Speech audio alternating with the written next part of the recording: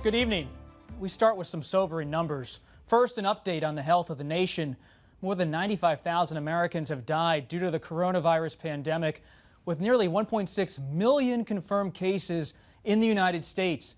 Next, a spike in the joblessness rate. Almost 2.5 million Americans filed for unemployment last week, pushing the total to more than 38 million people who have sought out support.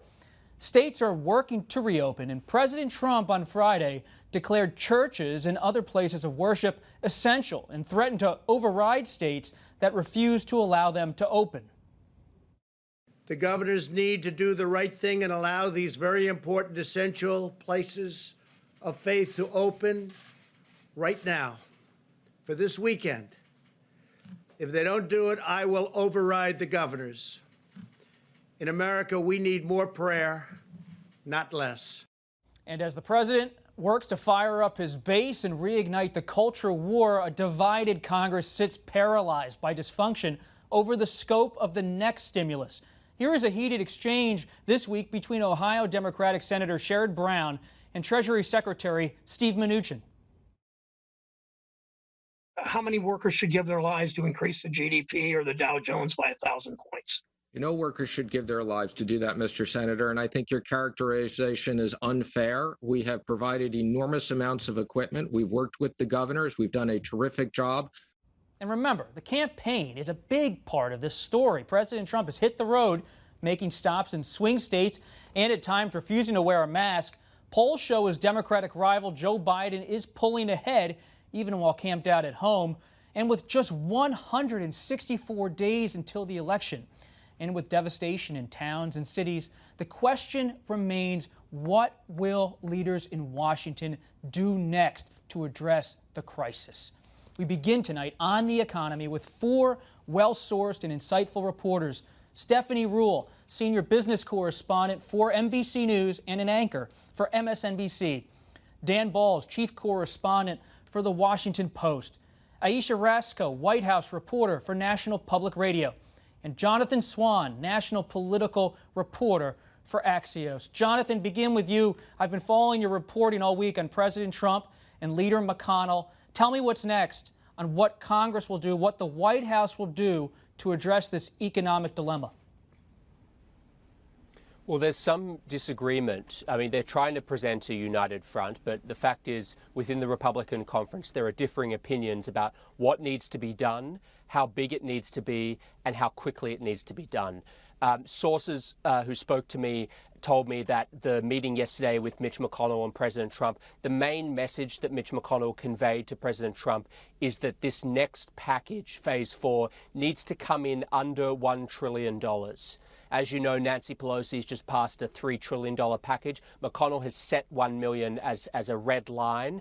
He's also told President Trump that he's hearing from business owners who are telling him that the unemployment boost is making it too hard to get their workers back. McConnell has been telling Trump that the unemployment payments are actually disincentivizing people from coming back to work. So that appears to be another red line that he's drawing.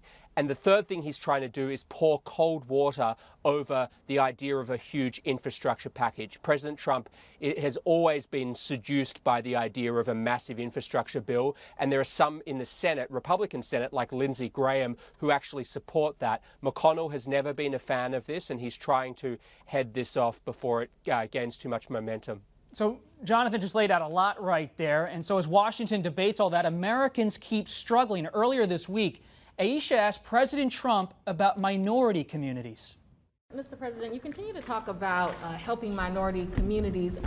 What specifically are you looking at to help those communities? What actions? So one of the things I was most proud of was the minority community and all of the work we've done for the minority communities. Black unemployment, Hispanic unemployment, Asian unemployment was the best ever in the history of our country. Right now, we're opening up areas, and a lot of people are getting jobs.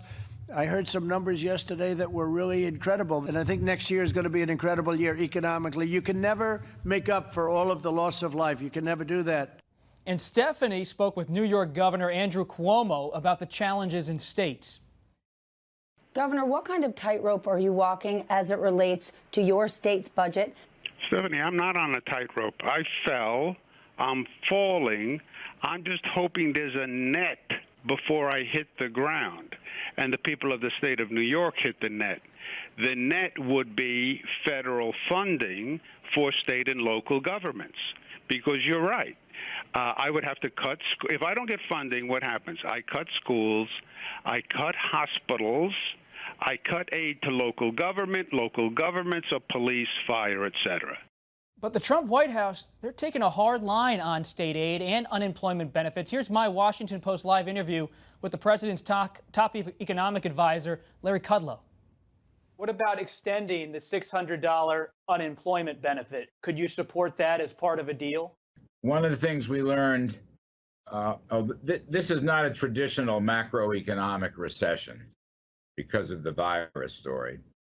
But I think we've learned in the last recession, the so-called Great Recession, that increasing and extending unemployment benefits are disincentives to work. I'd rather people went back to work. Ayesha, you asked the president about minority communities. You hear Larry Kudlow there drawing another red line on unemployment benefits. What does your reporting tell you about where the White House is willing to go to help minority communities that are struggling? Well, when I asked President Trump that question, he talked for a long time, but he never really gave an answer on what specifically he was planning to do. I did talk to a White House official, Jerron Smith, who's been a point person on minority issues and on things like criminal justice reform and opportunity zones. And what he said is that the White House is looking at a host of options, but one option in particular they're looking at is extending opportunity zones, which basically give tax credits to investors who invest in these low-income neighborhoods, so that the White House is looking at that. And they say that this will help to kind of give a boost to those areas that are already struggling and will be struggling even more now that the economy has completely slowed down. What critics, though, say is that a lot of that tax credit what it has done is that it's helped very wealthy investors and that it hasn't helped local residents as much. And there's a real question of whether most of the money is going into real estate and not into operating businesses. And so how much that will help an economy that's really kind of on ice right now. Stephanie, you have great sourcing in the business community. How much are they leaning on Congress to not give more on unemployment benefits? Listen, the unemployment benefits is a tricky one because you like to say, oh, the unemployment benefits are so good, people don't want to go back to work. That's a huge overstatement. Remember, we have a health crisis that sparked an economic crisis. We turned the economy off. So just because businesses are reopening and they're trying to rehire their employees, this isn't like a snow day and we can all run back outside and go back to work. We don't have schools open. We don't have camps open. So for working families out there, it's not just, oh, they're getting so much money, they want to hang together. They don't have anyone to watch their children. And they are getting more financial security being on unemployment because even as businesses are reopening, they don't need as much of a staff. If you work in the restaurant industry and you need tips, most likely you're only doing takeout. So there is more financial security, but it doesn't mean that people simply don't want to go back to work. It's a complicated issue.